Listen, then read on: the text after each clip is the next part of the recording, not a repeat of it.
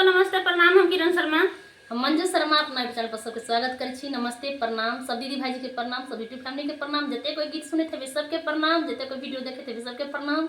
और हम दोनों देवरानी जेठानी जा रही बहुत दर्दनायक बेटी विवाह गीत गाओ, बहुत सुंदर गीत है।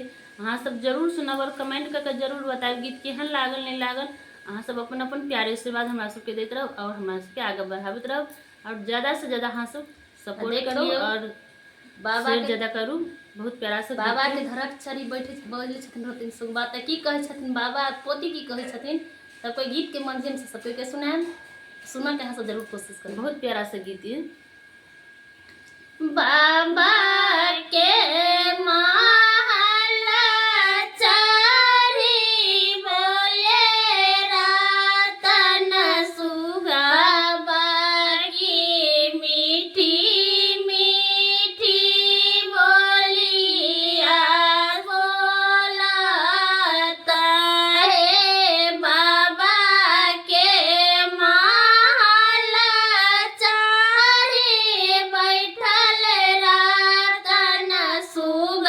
बाबा